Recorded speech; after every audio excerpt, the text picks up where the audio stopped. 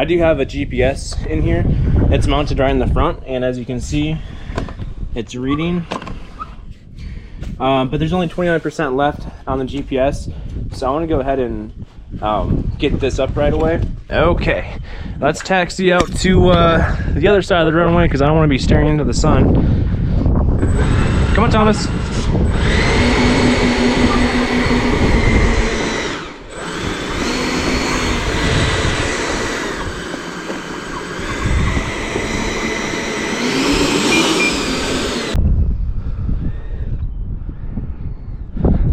I do apologize for the wind noise. Gets a little windy out and I don't have a mic yet, but just to show you guys that this is working right here.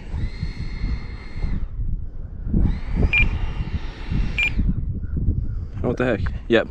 All right, so we are it's working. I'm gonna go ahead and set this down and we're gonna take off. We're gonna do some aerobags with it, and fingers crossed everything goes fine. Takeoff flaps.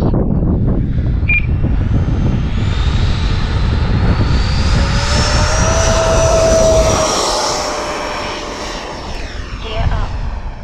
Flaps up.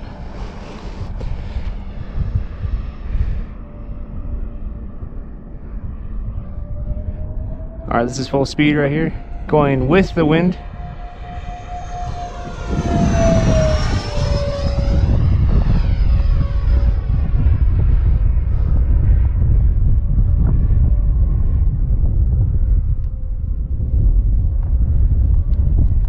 This is full speed going against the wind. A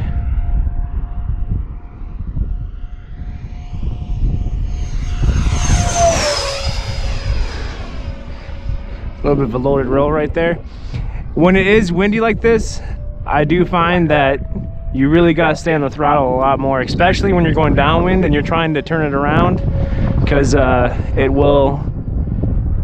wind will push your plane and make for some really bad approaches. Landing flaps.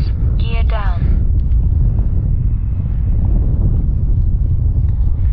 We're just gonna do a nice touch and go.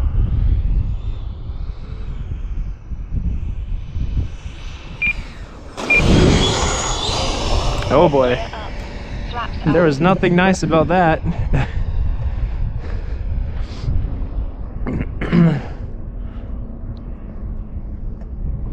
All right, let's do a Cobra.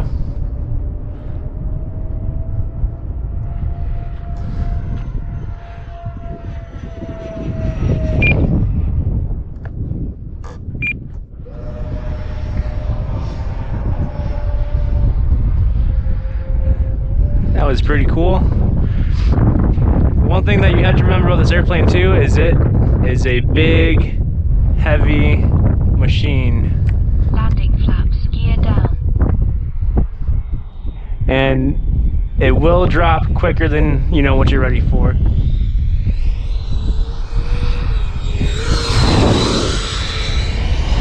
Gear up. Flaps up. All right, when in doubt, throttle out, right?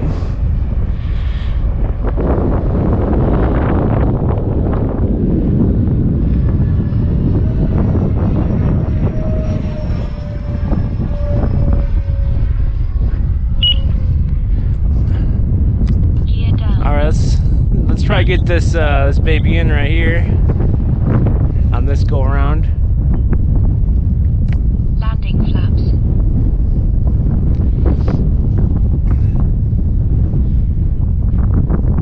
It's always good to practice on, you know, the side of the runway that you're not used to,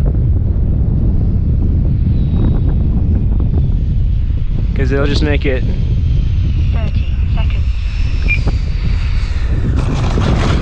it'll just make Flaps up. it'll just make your practice a lot better too. All right, so that was a good flight. Let's go ahead and see how fast we were.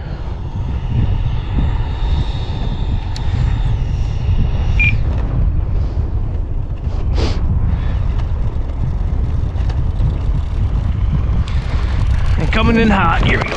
Okay. All right, so I'm gonna pull it ahead just a little bit.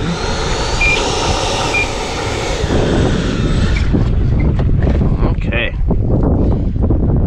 All right, we're gonna stop. Read.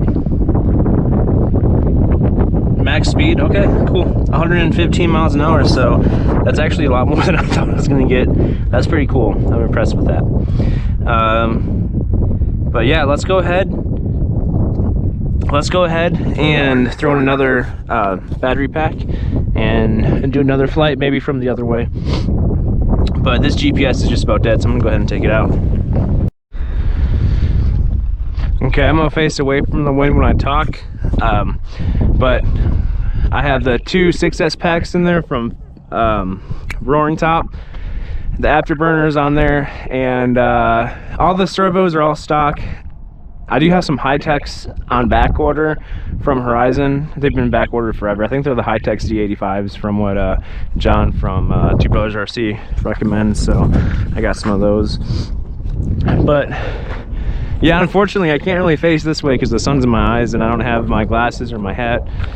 I feel like I tend to do less crazy stuff if I'm not used to the direction on the runway that I'm used to, but I'll try some things. I'm gonna do a no flap takeoff.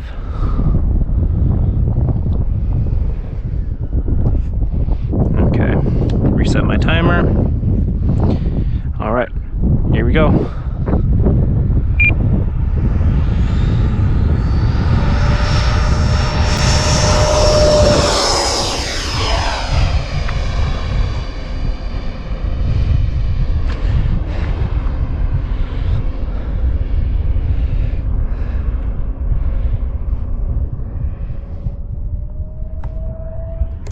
Safe mode. AS3. So taking off right here, the takeoff is normal. I did a no flap takeoff going into the wind, which is a standard procedure. I was on full throttle the entire time, but as I'm climbing, I take a right, and for some reason, I forgot that I had the headwind that I had, and when I'm taking that left turn and banking, it took me a little bit to realize that I lost my airspeed. And you will see in the video that this is where the left wing drops, and initially, it looks like I'm able to save it, but then I think I stalled it again, and at that point I did hit safe, but safe when you're 10 feet up above the ground with a heavy airplane, it's not going to do anything.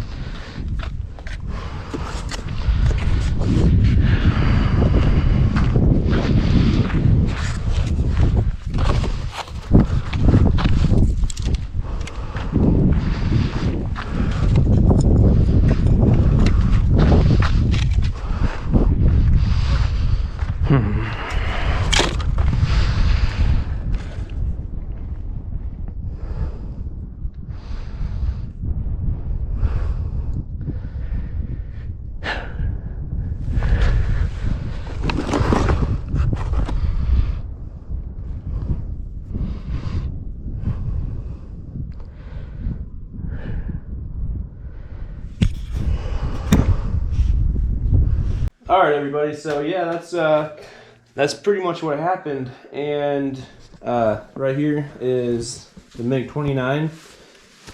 Most things on here are salvageable. However, the main airframe, as you can see, is completely busted. The wings seem to be built okay. The stabilators seem to be okay. The rudders seem to be in good shape. When the Mig hit the ground, it chopped up some sand, and the blades are pretty roughed up. I'm pretty sure I can still use these. So I have another Mig-29 on order, and I'm going to keep all the components that still work, and everything else, the main airframe pretty much will be going in the trash.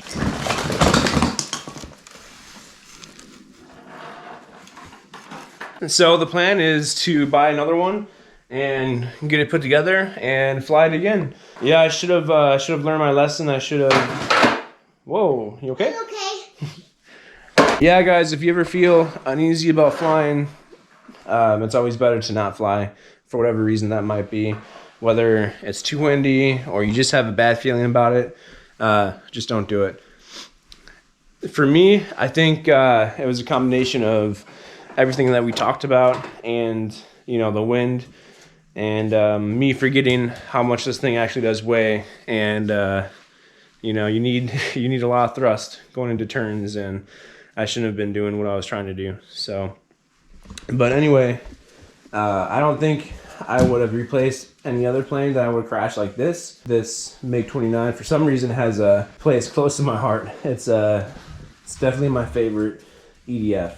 The F-16 is awesome and it flies great. But anyways, guys, I hope you enjoyed the video. Hopefully you can learn from my mistakes. It is an expensive hobby, but it's also one of the best hobbies, in my opinion, that there is. Thanks, guys, for watching, and stay tuned to the channel. Thomas, can you say bye? Bye. Okay, what happened? So, they just crashed again. Yeah. Everything broke the window in. You just crashed into skin. Boom. And then, and they pressed into this. They crashed it. Yeah. Silly daddy. Okay, say bye. Bye. One more thing, guys, if you haven't seen them yet. Hang a Plane. I found this company. I think I saw a video where someone suggested it. But you should check it out. Definitely worth it. It's a nice system that easily protects the fuselage from any of the hard plastics right here. It's not hard to take down. So far, I have 2 of them. One for my Draco, and then also one for my Thunderbird right here.